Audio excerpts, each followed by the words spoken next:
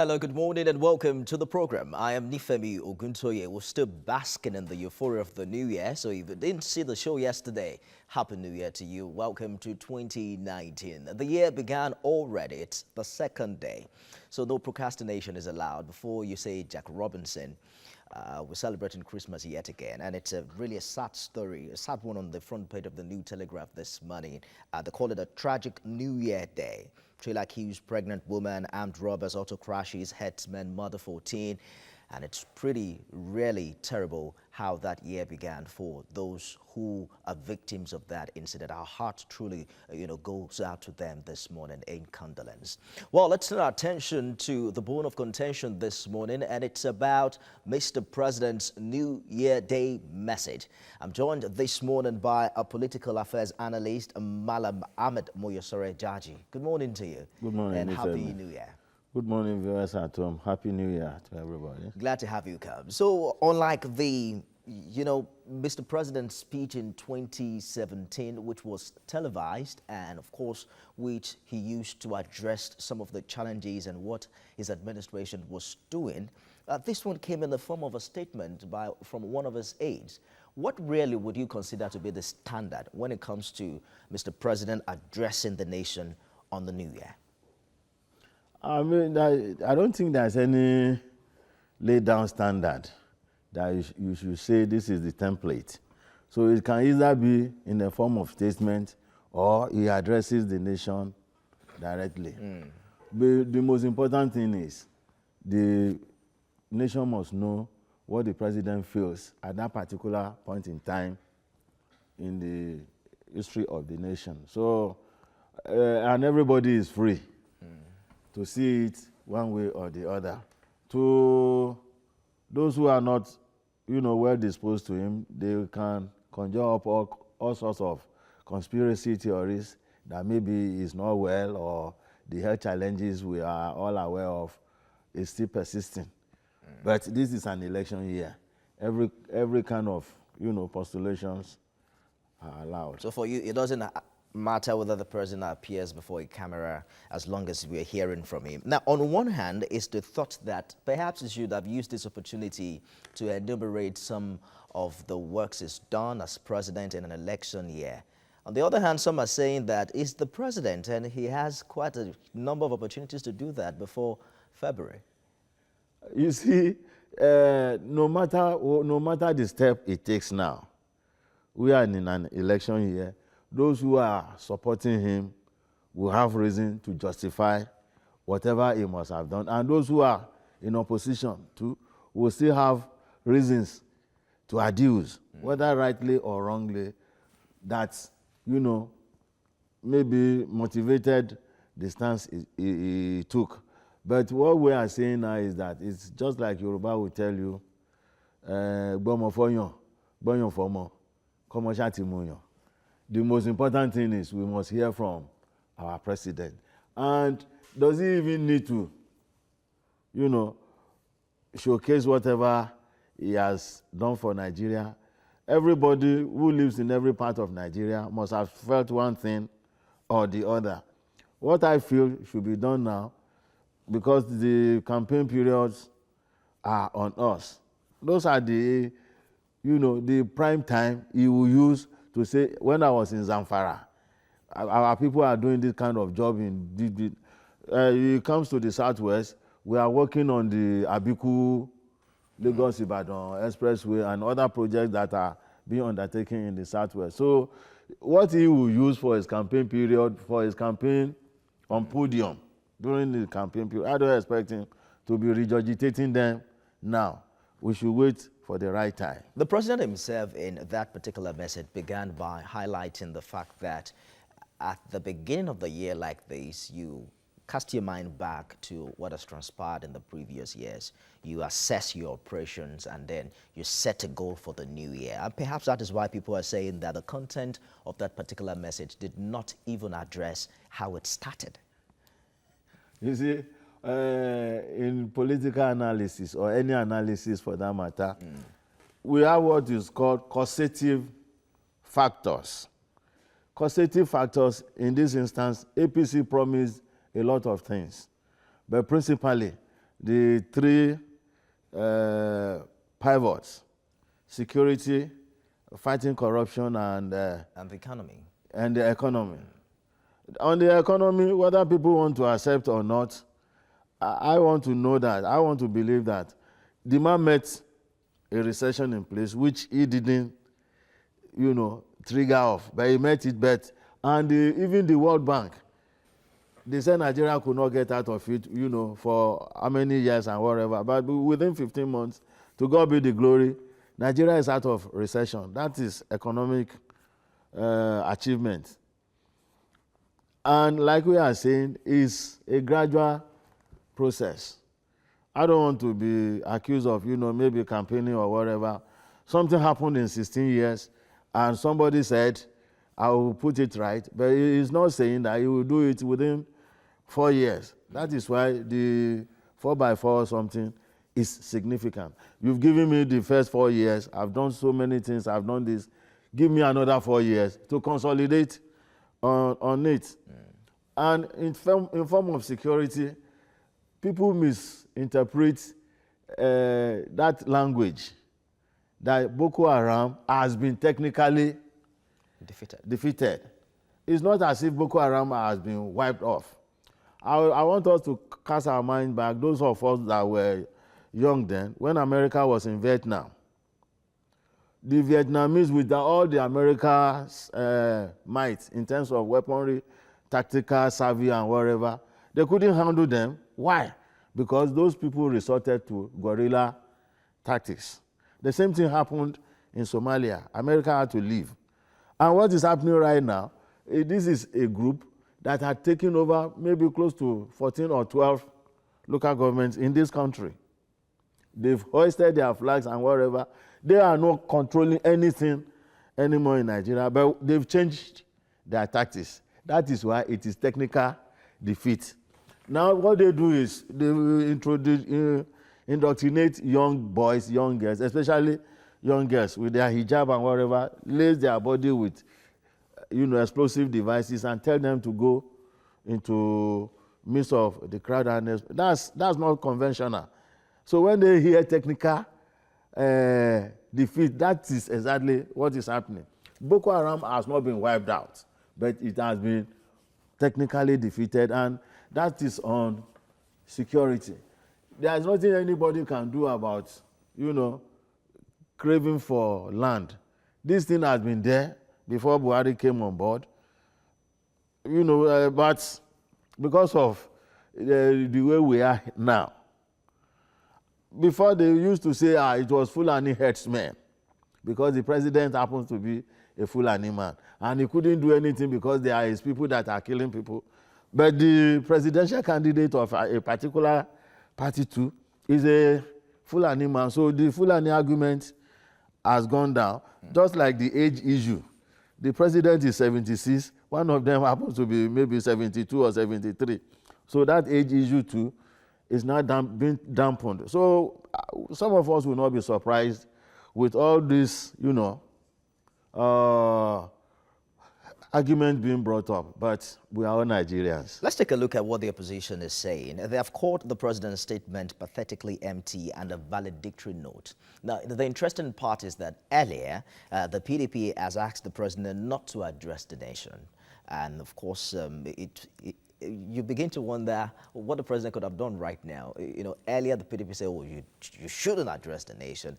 And now that he did not do that, it wasn't a televised broadcast, but then he made a statement, and the PDP is saying, oh, it's empty. Is that characteristic of an election year where the opposition just finds fault in everything the incumbent does? Well, you see, that should be the duty of the opposition. Keep the ruling party on its toes with respect to its policies and its control on the public opinion. That is exactly what Rodney Parker wrote about. I have a book, the Duty of the Opposition, when we were in opposition for 16 years. That was what we were doing, kept them on their toes, but we were not, manufacturing lies to make them look newsworthy. And that is why everything they put up now too are just crashing like pack of cards. You said the president should not talk. The man did not talk. He now sent a statement. You still say the statement is watery. Lawyers will tell you that you cannot approbate and reprobate at the same time. What Are do you you want? insinuating here that the president did not talk because the PDP said he shouldn't talk? No. Some of us are even saying the president's appearances in public must be totally protected. I even suggested that he must be given a glass, whatever, anywhere he goes. Because in a situation where somebody will say, as long as I'm alive, Buhari will not secure his second term. That statement is very, very pregnant. And if we were to be in a very sane climb, the person that made that kind of statement should have been invited by the security agencies to expatiate on that statement. But if the security agencies too should do that, we will still blame them that they are taking part in political. So where do we go from there? Let's take a look very quickly at some of the critical issues Mr. President raised in his New Year message. According to him, elections need not to be a do-or-die affair. Yes. I'm quoting him now. I also reiterate my many promises and declarations that the general elections will be free, fair, and credible. Yes. End quote. So we had an argument here yesterday. It's about whether he can decide, being a candidate himself, whether the election will be free or fair. It's like being in a football match, and then as a football team, not being the umpire itself, you perhaps would not be in the best position to say, oh, this election will be free and fair. There are people who are saying that responsibility is mainly shouldered by INEC. What are your thoughts about that? You see, these are illogical statements. The law is the law. You have three arms of government. You have the judiciary, you have the legislature, and the executive. The executive encompasses the presidency and all other bureaucratic setup within a polity. The presidency is in control of this, and INEC happens to be one of them. And the opposition, because of their, what do I call it, sociological term, that self-fulfilling prophecy. What they tell everybody now is that the election will not be credible. Election will not be this. And this is not the first president that will preside over an election. So for you to now jump into the conclusion that the thing will not be okay, and as the father of the nation, as the controller of that agency, which is not by himself, it was the constitution, it's the constitution that makes him the head. He picks who will be the chairman of INEC, but the Senate will confirm who becomes. So it's something that is interwoven. But, so for now, for anybody to now say, I'm assuring you that I'll take every step humanly possible to ensure that I give you a free and fair election, I don't think it's out of place. You must agree that the president seemed to have a moral burden to preside over a free and fair election, being a beneficiary of the same in 2015. He won an election while he wasn't an incumbent. Yeah. He's also been a victim of electoral malpractices, in previous elections where he had, tried out a couple of times. Would you say really that we expect him to do better this time, now that he's both the incumbent and also a candidate? You see, you need to look at the personality of Buhari himself. As the military head of state, he could have fought back when his chief of army staff staged a coup against him. He surrendered, take me away, and he was detained for close to 3 years. And for somebody who is not, obsessed with material things, whatever happens, you let it, you won't have anything to say. And he's continuously telling people. Let me hold you for a minute to take this call. Reverend Dominic is calling in from Alimosho. Happy New Year, Reverend. Happy New Year. Tell me, how are you? Terrific. Happy New Year, my friend Jackie. Good morning. Happy New Year. Same to you, sir. TVC. I want to use this opportunity to congratulate TVC on their own award. Most of us saw it coming because the pictures are wonderful. The programs are very authentic. The news is on point. So congratulations once again. Thank you very much, Reverend. Madam Judge, I want you to do this, and this is what I'm doing. I'm sure you know I'm a sympathy of APC, and I have not been fed well in the eyes of public for a few years now, the way things are going. There's nothing Mr. President will say today people will not criticize, especially the kind of opposition we have. This opposition is not the kind of opposition which the APC gave PDP. Those days it was quiet on programs, it was quiet on governance, But this particular opposition, people will not like what I'm saying now. This opposition that we're using the lives of Nigerians to play. Look at the security. Look at the economy. This nation, we have done well. I don't think we could have come out from the session quickly. But we're out of it now. I'm not saying that all has gone well. But all I'm trying to say every day, Madam Judge, the debt is getting too much. The blood flow is getting too much. And I want to congratulate Mr. President and APC. If we thought we don't have the kind of president we have today, it could have started the campaign a long time ago with state funds. Like today, we have not started the campaign because the man is economical in what he's doing. He don't want to waste state funds on his campaign. And I love what he's doing. Let his work speak for him. Whether they like it or not, I am a pastor. I don't have prophecies this year. APC Buhari will win again next year. I think you made your point very precisely clear, Reverend. Thank you very much for your contribution on the show this morning. Let's move ahead very quickly because of time. There are just a few issues that form the basis of concern as we count down to another general election. One of it would be violence or insecurity. And on the other hand is the allegations from the opposition of the possibility of tampering with the results, rigging elections and all of that. There are people who are concerned about the Operation Python dance that is to kickstart in 6 geopolitical zones of the country. In time past, we've talked about the militarization of our electoral process. They're saying there's a possibility of intimidating voters in that regard. What are your thoughts along that line? My thought along that line is to quote a presidential candidate again, who told the whole nation that if Buhari is re-elected, the violence will continue. These are all pregnant statements, not expected of a statesman, not expected of somebody who wants to rule a multicultural society, multilingual society, and multi-religious society.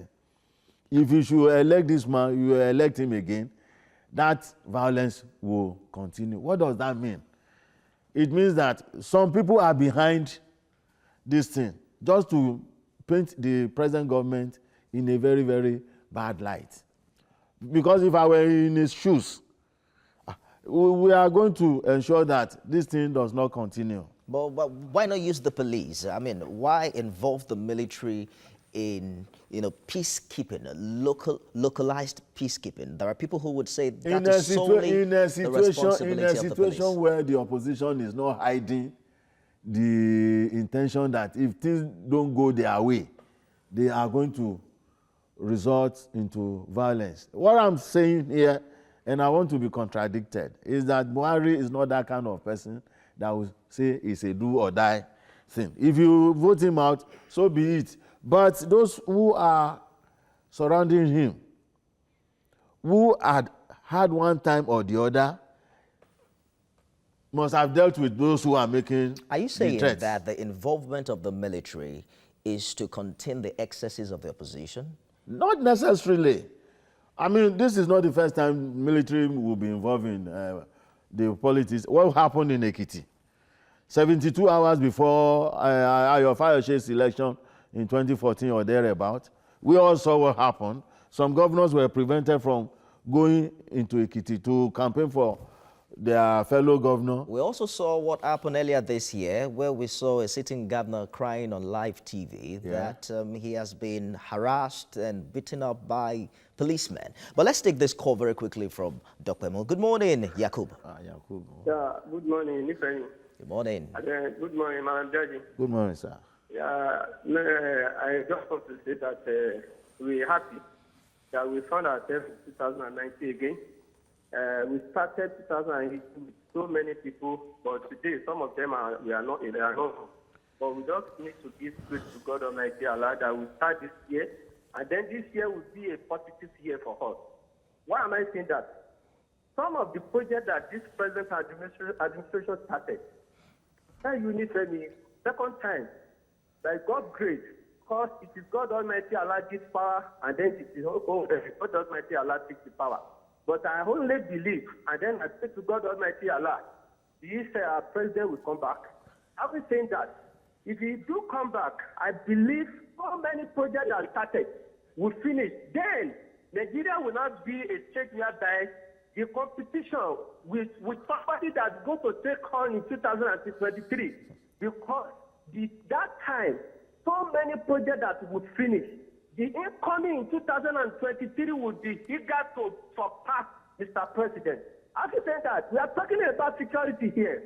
Those are the people that say the land is insecure now. Operation Passport dance, want to start again. And then they are not complaining again. Why is it military? What do we really want in this country? When we are talking about Boko Haram, here in this country, Boko Haram, they raised their flag as Malam Daji said before. But now there were no any local government that hold by Boko Haram. Yes, they may be able to hold some certain village and then all Kemet area holding their history. But I can tell you, if the Mr. President go all the way, pay for the weapon, and then the National Assembly still complain that the money was not followed through the due process, and then the money followed the due process. I can tell you by now, they will not approve the money. By 2020, as USA say, they will deliver that weapon to Nigeria, and then we can be able to finish. I think you made your point known there. Yakub, thank you very much for your contribution on the program. So you were making reference to Ekiti, that in 2014 we experienced militarization. But this year we experienced people who dead. That you come a night before the election, we experienced people of opposition element being picked from their homes. But don't you think the same thing also happened this year, where the incumbent governor was tear gassed? I mean, we saw it on TV. He dramatized it. He dramatized it. It was later proven that he dramatized it. But that's not the issue. You see, any man that is fond of killing with sword, if he sees you with knife, he will be jittery. Most of these people, most of them, they were in PDP. They knew how they did from 1999 to 1915. The PDP performed so wonderfully well that anytime there was any general election in this country from 1999, they will be having landslide victory. Were they that good that they had to overrun the Southwest because they wanted to give a former president soft landing that he had these people. In 1999, the Southwest vote for OBJ. It didn't stop him from becoming the president. So what are we talking about? These are all self-fulfilling prophecies, and no responsible government will fold his hand and let the opposition, who are promising hell, to let Python dance. Yes, Python dance. They are Nigerian people being paid by Nigerian taxpayers. Let me take this. If you don't behave yourself, the government will deal with you. Ajaka is calling in from Ibejuleki. Good morning to you. Hello, good morning. Good morning. Please turn down the volume of your TV set so we can hear you clearly, Ajaka. President. Ajasa, can you please turn down the volume on your TV so we can hear you clearly? Yeah, I'm trying to comment on the issue of the president. You see, the opposition are trying to play a bad game. The issue of governance. If you want to follow the issue of governance, this president is doing well. If you mention anything this government has been doing to promulgate this country and put us to the higher level, they will be telling all of things that will bring this government down. In one thing, You have been to the state. I know how many things they do. The congressmen or the senators, they don't behave as our senators are behaving. When it comes to anything national issue, they will be all and doing to make sure this works fine. But these are senators, and most people put the leaders, senators, and the House of the Representatives, what they are doing to bring this government down. And the president person stand up to his foot and make sure this country is on the right path. We are behind him, and we are going to make sure we protect him, mass transformation. Is him again. So that's my point. Thank you for your contribution, Ajasa, on the program. We're wrapping this up now. Let's talk about the role of the people in all of this. In his message, the president was quoted to have said that a new year provides opportunity for renewal of commitment, and I invite you to rededicate yourselves to the vision of a Nigeria that works for all. We're moving from potentials to actualization, and it's a task to be accomplished by us all. Yes.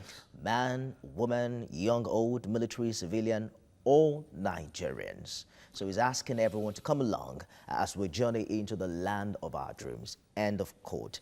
How, motivated is the average Nigerian to join in the business of governance? Because we seem to just push all the responsibilities to the people up there. We push all the responsibility to the people up there without checking within. You see, everything starts with me and you. And some philosophers in political science, they say a nation, a society deserves the kind of, leadership it gets.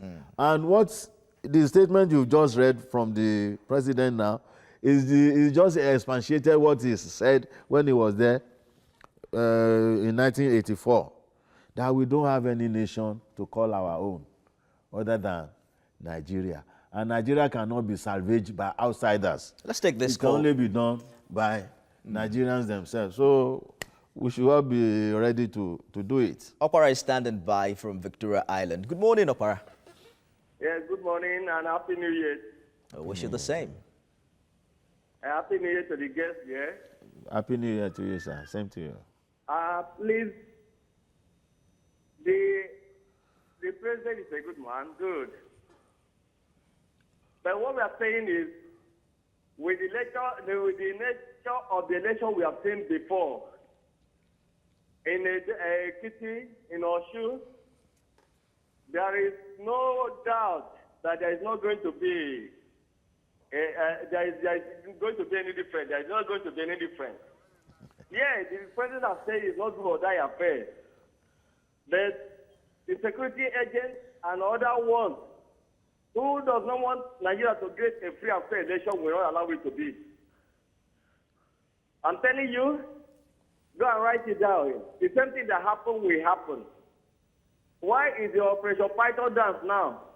When we have Boko Haram terrorizing the nation, they don't go there to fight them. They are coming to say that there is peaceful. So give us Operation Python dance. We don't need it now. I'm running out of time here, Opara, but thank you very much for your contribution. And it's a very significant point he's made there. No. If there are issues in the Northeast, then why send soldiers across the country at this time? What we are saying is that Nigerians should not allow themselves to be hoodwinked. Python dance against who? What the government is now saying, in essence, is that if you don't behave yourself the way and manner you are expected to behave during election period, you'll be held responsible for your actions. The Python dance is not attacking anybody, but when the opposition is boldly telling everybody they want to force the hands of the president to make some moves, then they will now say democracy is imperiled. They are going to talk to the United Nations. Right. And the man refused to take debate.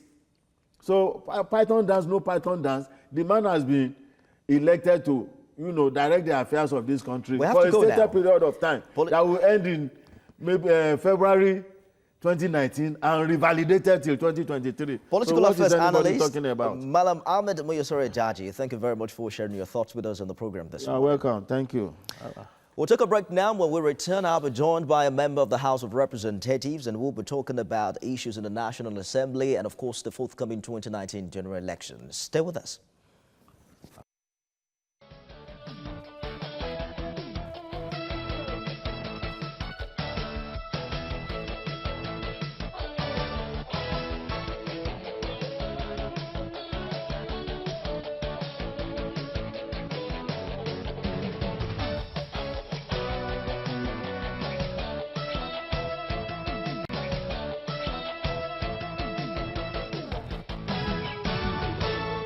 Thank you very kindly for joining us again.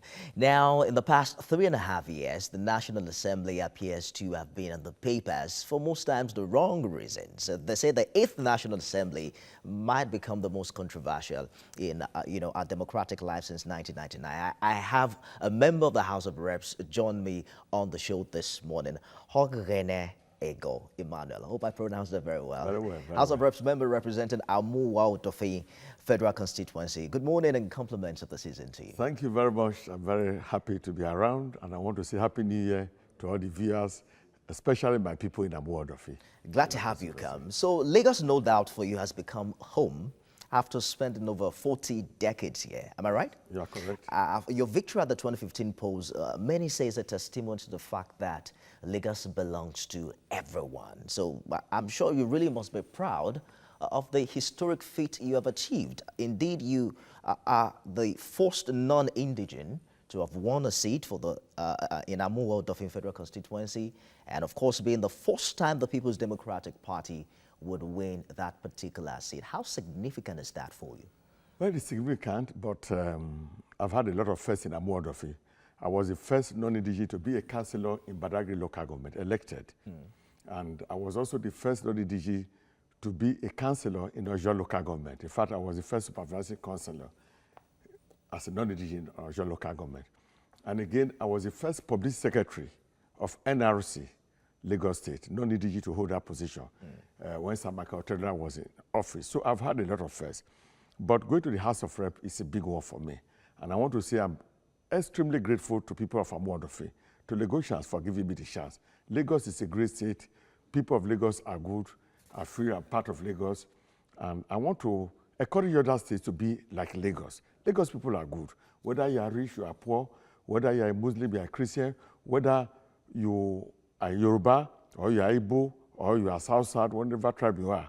Once you are good, and Lagos people know you can represent them well, they will vote for you. For that, I'm highly indebted to Lagosians. There's, however, something to note here. The fact that the 3 successful non-indigene candidates from the platform of your party in 2015 won elections in areas heavily populated by Igbo people in Lagos State. Does that in any way takes the shine away from what has been achieved? The fact that this might not really be a detribalized phenomenon the way we have talked about it. It's just about some people voting for their own people. Well, for me, I don't think it's exactly like that. I have 3 riverine wards that are dominated mainly by Yorubas and they are Wari people. You know, 3 riverine wards.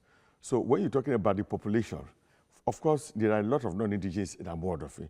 Don't forget that First Tax started as a Nigerian project. There were Hausas, there were Yorubas, there were Igbos, and other tribes, and South people who were there because people bidded for the houses and they got them. And Amuwa Odofi have developed like that. I don't think it's about tribalism, but it's about picking somebody who is the best, who they think is good for that election. There are some areas where you have a lot of, for instance, Aguda. It's all Igbo, but yet it's a Yoruba person who won there. So it's not as if the Igbos are tribalistic, but it's because when they see a good thing, when the non-indigenous, just like Yoruba see a good thing, they vote for him. Just like in areas where APC people won. We cannot say APC won because those areas are dominated by Yorubas. No, they won because those who are there felt they are good. Lagos people have a plain mind. Let's talk about the reality outside Lagos. How far away are we from that strong sense of indigenship to citizenship where every Nigerian has an equal opportunity wherever or whatever part of the country they're living? Let me tell you, what is happening is that people are just afraid. People are cowards politically. I'll give you an example. During SDP, you know, somebody from Delta State won election in Jos to the House of Assembly. But right now, since 1999, no non-indigene have agreed to contest there. I remember that there was a councillor from Kano. It was a Yoruba person. And I remember that if you look at the First Republic, you have somebody from the north who won election in Enugu. And even in Port Harcourt. The problem we are having is people are just afraid. I remember when I wanted to contest as a councillor in Lagos, people say, you want to waste your money. You cannot win because you are not a Yoruba person. But I was bold enough to contest and I won. The House of Rep, it was the same thing. You know, my friends say, no. Well, we may contribute to your campaign, but it will be little because we know you cannot win. I said, why? They say, because you are not Yoruba. So what we are having is that people are scared. People are just afraid. I want to encourage Nigerians, let them be bold. I want to encourage Yoruba people to contest election in Kano, for instance. Look, if you go to Port Harcourt, so many Yoruba people are there.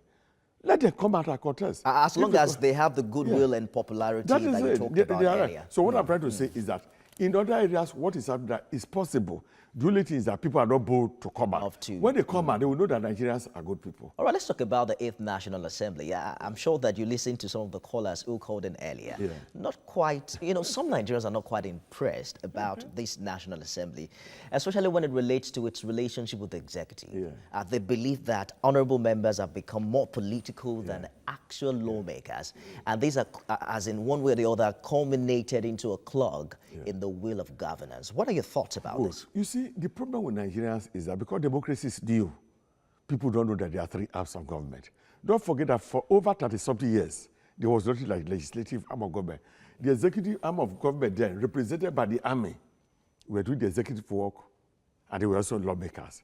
So when 1999 lawmaking came in, you find out that people look at them, we don't need them, because army have been ruling without them, And so what is happening is that Nigeria don't seem to understand the role of the legislator. Some people feel that the legislative arm of government is inferior to the executive arm of government. No! All the 3 arms of government are co-equal. But what happens when, 2 elephants fight and the grass suffers? No, the executive arm of the legislative arm of government is doing the right thing. For instance, the 2018 budget, the 2018 budget really wasn't passed until about 7 months, by the National Assembly. The perception now is that... No, ask yourself, when was the budget presented? It didn't take us 7 months. When was it presented? It took us about 3 months. Don't forget also that when we had to complain openly, it was then the presidency asked the various ministers to come and defend their budget. All the ministerial pastors are supposed to defend their budget before us. But because they feel the National Assembly is inferior to them, they refuse to come and defend it. How can we... Don't forget that we are covering the interests of the people. And the money that they are spending belongs to the people. The perception right now... Now, the people elected us to be there. A situation where a ministry will spend 100 billion naira, nothing is shown. And then you come back, you say you want another 100 billion naira. Of course, we have to ask you, what did you use the first 100 billion naira to do? And the ministers will not come forward. They will not come to defend it. And if you don't come to defend it, we cannot appropriate another money for you. And when you do that, probably say, oh, the lawmaker. But we are fighting for the interests of the people. What we want to do, this year the president had to come in to call the ministers to go and defend their budget, to call the parastatal to defend their budget. If the president did not intervene, they would not have done that. So the public need to understand that the role of the National Assembly is as a checkmate to checkmate the executive arm of government. Let's talk about the 2019 budget. The perception now is that you guys are busy campaigning and that you're likely going to abscond your primary responsibility for electioneering. Look at that. When was the budget presented? December. Good. That budget is supposed to be presented latest 1st of October. But do you see this budget being passed before May 29? Well, that is the problem. You should ask the executive arm of government. How long really should it take for the National Assembly to sit on the document? Wonderful. If, for instance, Ministry of Works, for instance, if they come with a budget of 150 billion, right, for works, for electricity, of course we should ask them. There have been no light. Nigerians are suffering. We will ask the 50 billion naira you spent on electricity. What did you use it for? You cannot transmit enough. There are no meters. Nothing is happening. And you'll be collecting this money for several years. It is our duty to ask questions. We are representing the people. We are elected to represent the people. The other Nigeria don't have a voice. Among the for instance, I have over 300,000 voters. We have over population of over 500,000 people. I'm representing them. My duty is to ask questions. Why are my people in Amuandofi don't have a light? Why are roads bad in Amuandofi? Because Festac and Satellite, these are federal estates. It's all right. In Satellite, when you go there, all roads are bad. I'm trying to ask you... These are supposed to be done by the executive arm of government.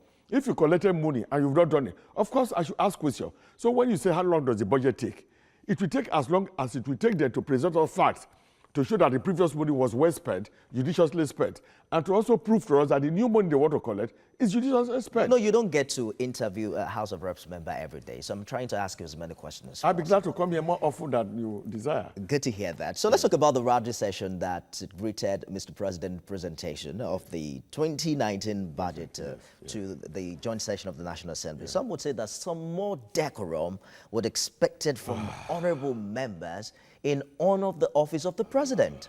You know the honorable members are human beings.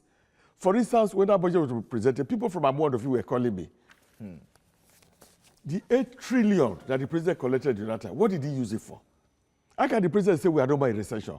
How can you say you have defeated Boko Haram, whether technical or not? When a whole barracks are being overrun, soldiers are being killed, policemen are being killed. Look, what I even expected the president to do was to apologize to Nigeria first, to say we have failed in our endeavor. We promised you so much, but we did little.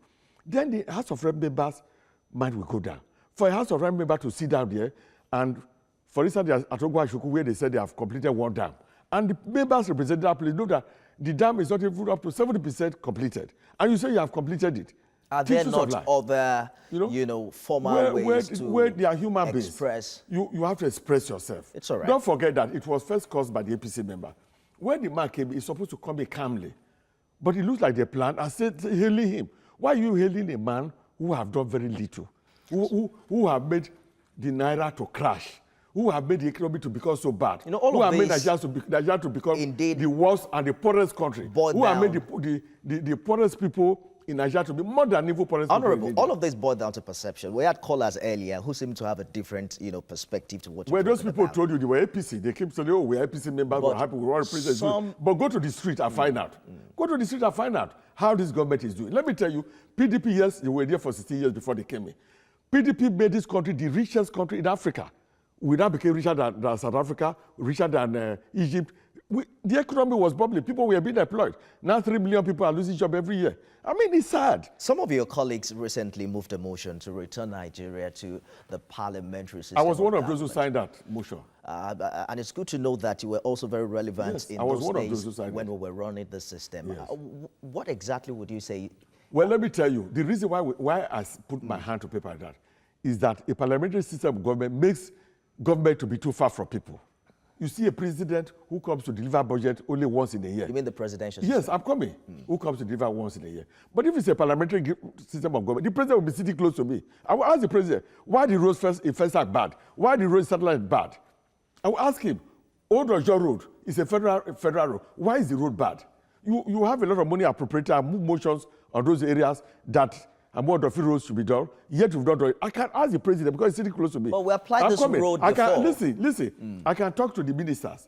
I can talk to the ministers who are sitting there. I say, Mr. Minister, my people don't have light. Why is there no light? That is parliamentary system of government. That's what I'm saying. But the presidential system of government, the president, you don't see him until 1 year. The ministers feel they are big men.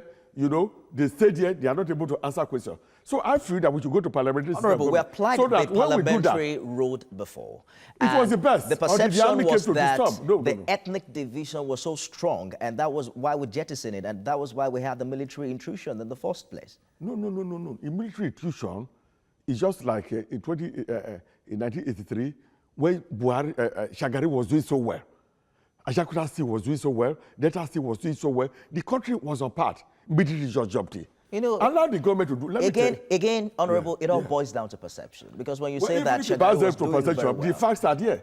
The facts are there for people to see. The re-election of the president at that time was a function of, there are people who will say that the election was, fraud by malpractice, and that was why military came in 3 months after. No. It's not the duty of the people to, when you say they are malpractice, go to court.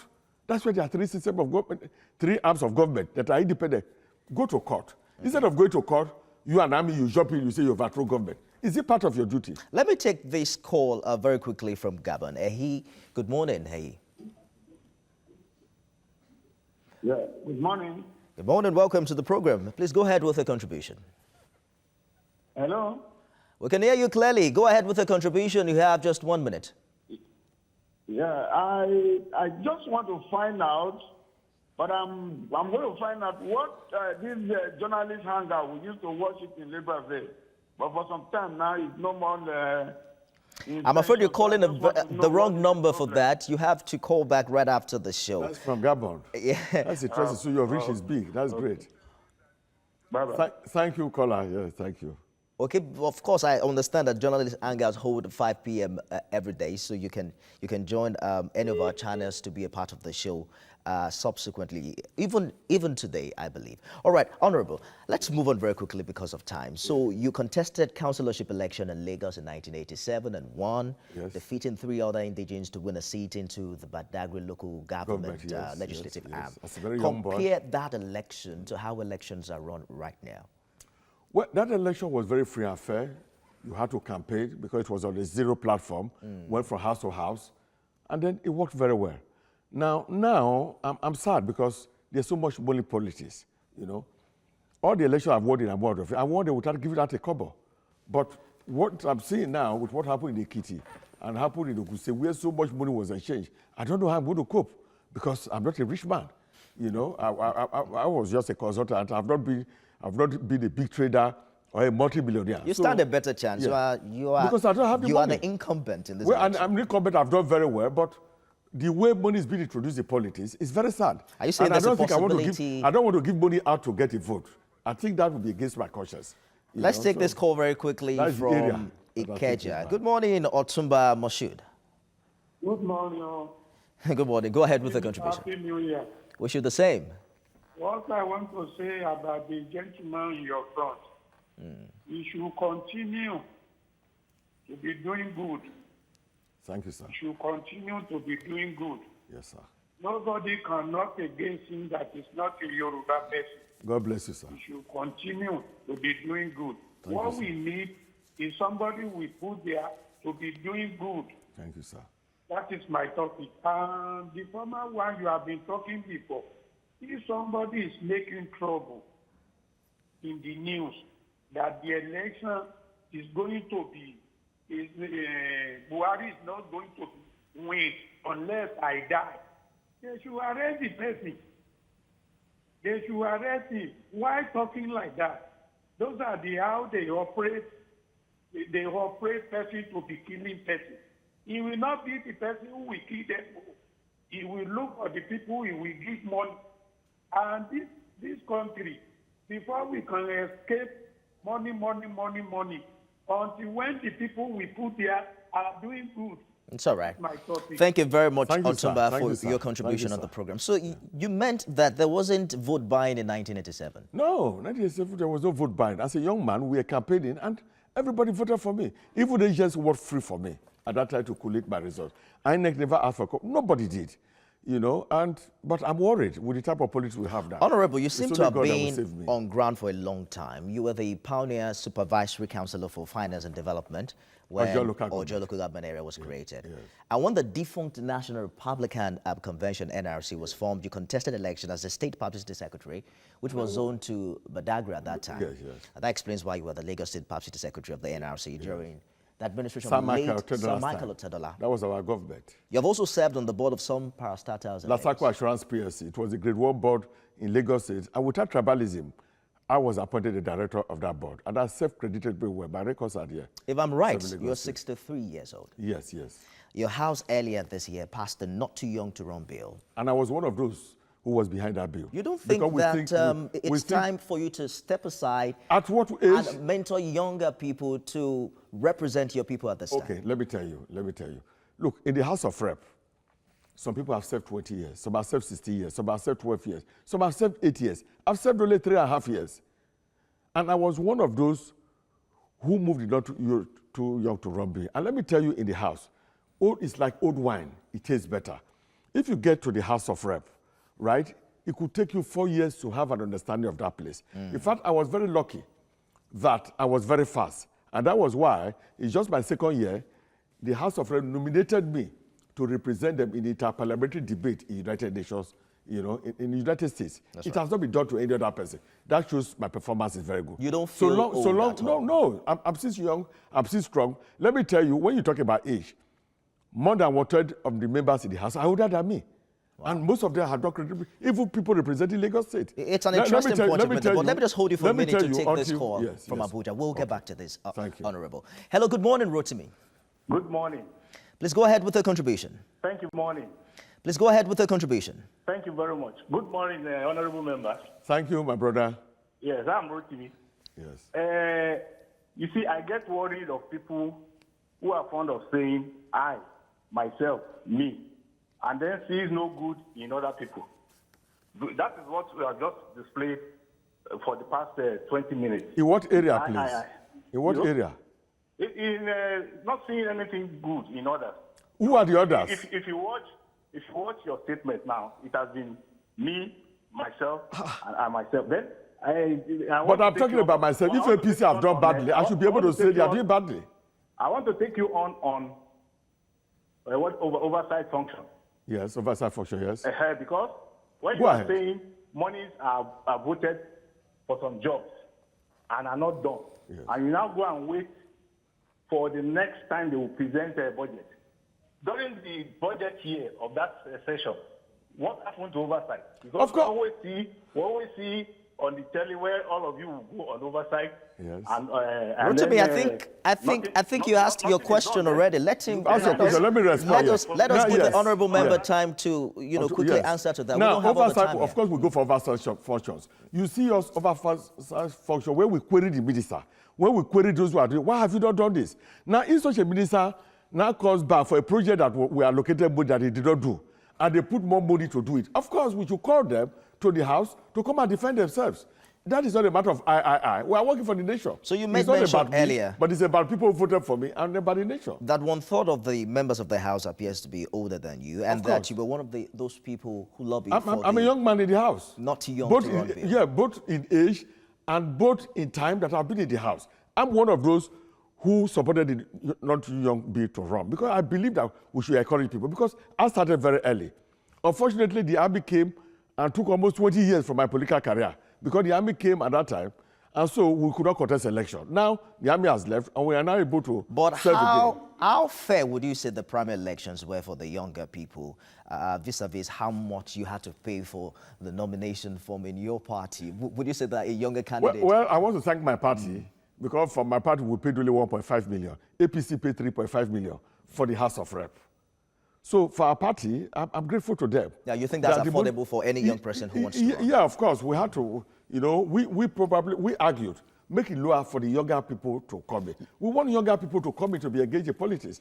But you have House of Assembly, you have the councillorship there, where they can do. When you go to House of Rep, it's a senior position. Let's take this conversation back to Abuja very quickly. Yombo, you have 30 seconds. Good morning. Please go ahead with your contribution. Yeah. Are you there, Yombo? Oh, good morning. Good morning. You have 30 seconds. Go ahead, please. Okay. I want to talk to the gentleman, the honorable sitting in front of you. Thank you very much for coming on the show. I think we need to have more people like this to come and let us know. Just like the last caller said, what happened to oversight functions? Because we are expected to know that our honorables are supposed to do oversight alongside what they are doing. So we don't wait for another 4-year cycle or another whole year cycle for budget presentation. Most of them, we hear that they are going on oversight, but we don't hear what is happening. If there are any issues, it is the responsibility of the honorable members to point it out to the executive and nip in the bud. Of course, we do that. The gentleman also said that what happened to the 8 trillion that was given to the executive a while back when in the last budget? Is they aware the entire 8 trillion was it in cash or was it budgeted for that? This is how much we are going to get and how much was actually gotten, how much was expended. Yeah. I think the House needs to do more than just sitting and trying to look for ways the executives are not doing. Thank you very much, Yombo. Me and you, we are on the same page. We are on the same page. If 8 trillion was released and all the 8 trillion did not come in, now the part that came in, this money belongs to the people. That's what I say. It belongs to Nigerians. And our duty is to act as auditors. The Constitution gives us the right to check. You, as an ordinary Nigerian, this money is your money. You cannot ask the presidency or executive arm of government questions. Honorable, we are answering on your behalf. And why are you complaining? We have 2 more minutes on this program. So I want you to speak to your constituents in Amuwodofi. And before you do that, I need to call your attention to one article I saw on Nairaland. Your critics are concerned about what they call the deplorable state of your local government area. They say they cannot point to any bill sponsored by you that has My God, let the Google organizer go. 1 more minute. I have passed more bill than any other first-timer in the House. Let the Google organizer go. Just Google it, organizer go. Google it or go to YouTube. That is why you find out the bills are. Let me tell you one of the bills I passed. One of the bills I did was amendment on the Nigerian Export Promotion Bill, Council Bill. The intention of that bill is to make it more robust so that foreign investors will come in and create more jobs for Nigeria. The bills and motions are passed out here. According to this pamphlet, you Yeah. have moved more than 20 motions That and is supported over 70 others. That is it, 20 bills, and that is it. I'm one of the most productive people in the House. Find out, that's why I challenge them, Google me. And when you say deplorable, they are talking about the roads in local government. What that shocks me is that people say, oh, all roads are bad, it's organized. No, it's the local government that should repair those roads and the state government. Honorable. And when you are federal roads, it's the federal government. So don't hold me accountable for roads. I'm not in the executive arm of government. That is the deplorable thing they are talking about. I have done very well as a House of Rep member. Otherwise, I would not have been voted the best lawmaker in the month of July 2016. I was voted. If you by will the give us journalists your in the words, House. Honorable, perhaps we'll have you back to talk more I will on be very glad. these I'll be national honored. issues. I'll be honored, I sir. have been speaking with the House of Reps member representing Amuwo Dolphin Federal Constituency, Ogrene Ego Emmanuel. Thank you Thank you very much for your Thank time you. on the program. Thank you, thank you, thank you. Okay. I'm honored to be around. Thank you. You can just still have your seat and Okay, all of thank you. that. Thank you so much for being a part of the show today. We'll be back, God willing, tomorrow with another exciting one. I am Nifemi Oguntoye. God bless Nigeria. Thank you.